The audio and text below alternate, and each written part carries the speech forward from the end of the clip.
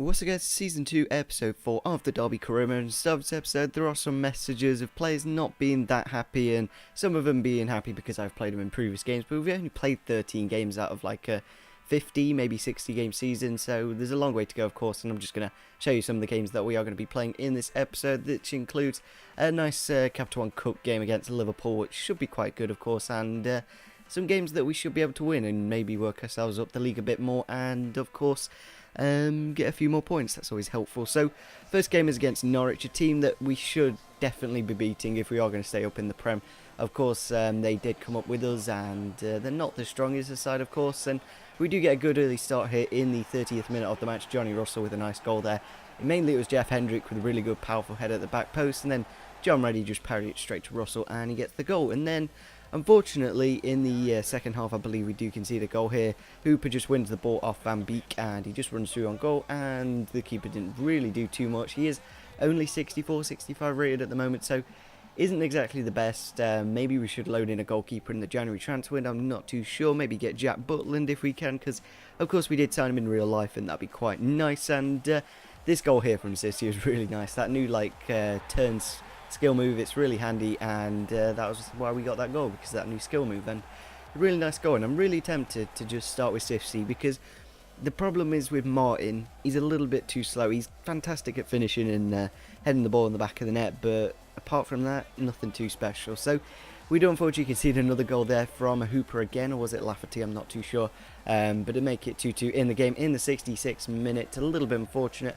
And we do actually concede another 10 minutes later. Houlihan puts the ball through for Johnny Howson, passes it back to Houlihan, and again goes back to Howson, and he runs through on goal and puts it into the back of the net again. Keeper not doing too much. Maybe if we are going to stay up in the Prem, we may need a better goalkeeper for the time being, but it would be nice to keep Currick for the future, of course, with a very high rating, and of course we can be able to sell him on for. So we do actually get a goal here in the 90th minute of the match. Sifsy kind of getting lucky, like he fell on his knee and then it does a really powerful shot. It just one of those things on FIFA that maybe they should fix, because in real life if you fall onto a knee and kick the ball, it's not going to be that powerful. So let's head into our cup game against Liverpool, and we're going to make a couple of changes. We're going to actually start with Sifsy, just because it is the cup, and I like to play a few different players. Ake, of course, and Forsyth, and Akponguma, and of course Grant in goal, because he's high rated, and of course going to save a lot more. So we head into the game, and in the 25th minute of the match, Sifsy just showing off his pace there, just going straight through, finessing it with his left foot and putting it into the back of the net to get us into the lead in the first 30 minutes of a game, and that is always important, of course. Nice early leads mean you can just build on that and get the win in the end. And then we do get another goal here, 20 minutes to the end. Bennett come off the bench for Sifsy, and he runs through on goal, and it's kind of similar goal with the left foot, and finesse it around the goalkeeper, and of course making it 2-0 in the game, and that is how it does end. So that means we go through to the semi-final of the Capital One Cup. So one more win, we're going to Wembley. That's absolutely fantastic, and we've actually got quite an easy draw. We've got either Leicester or Fulham, the team that we should be able to beat, of course. And then in the final, I think it's Norwich. So yeah, that should be quite good, of course. So our next game is against Aston Villa, another pretty tough team, but we should be able to beat. I'm not too sure. It's a bit of a dodgy one, Aston Villa. They've got quite overpowered players on FIFA, and yeah, there's a few weaknesses here and there, but they do get an early start in the 11th minute of the match. Corrick with not exactly the best save in the world, a little bit unfortunate. He couldn't keep that one out, but nevertheless we do reply just before the half-time whistle mark. Christie picking up the ball, passing it to Chris Martin, and then just running at the defence, looking for the wide men, of course, Henrik, and Christie making some good forwards runs. Christie here just charges straight through his defence and puts it to the back post, where Mr. Johnny Russell is to very nicely put it into the back of the net. To get that goal just before half-time is quite important to upset the manager's half-time team talk, and to of course get us back into it for the second half. Unfortunately, we do concede a goal 20 minutes in.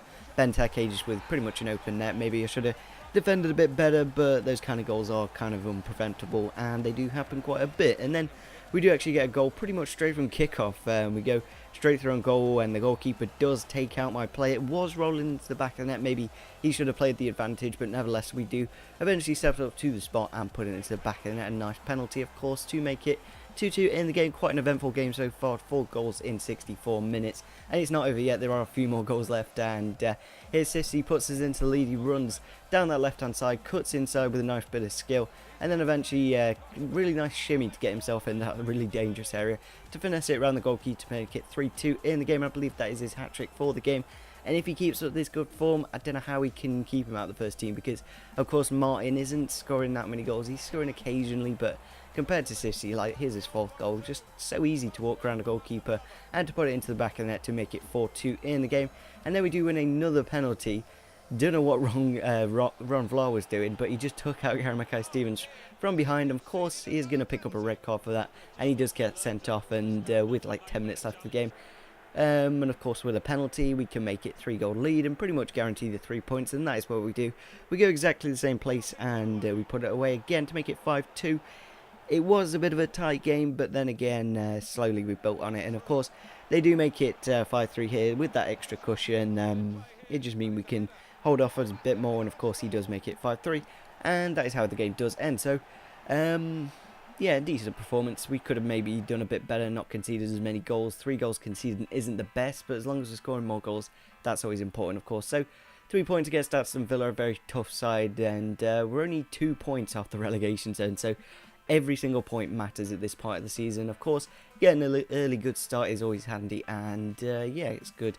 So we've got another game, and it is against Southampton, a very tough team actually. They've got some really strong players, so it'll be interesting to see how we do in this game. And unfortunately, we don't get off to the best of starts here. In the 22nd minute of the match, Pella passes the ball to Tadic, and Tadic runs through on goal and smashes it into the top right-hand corner of the net, near post OP, of course, to make it 1-0 in the game. A little bit unfortunate, of course, as I do say, quite a lot to concede in the first 25 minutes isn't the best, but we get it kind of worse here just before half-time. Pella again picking up the ball, looking for the runs out wide of Davis and I think Mayuka for some reason, and eventually they do cross it into the box to of course Graziano Pella, or is it Mayuka? It is Mayuka, to make it 2-0 in the game just before half-time. And we didn't really get back into this game, but in the 61st minute we do get a consolation goal here.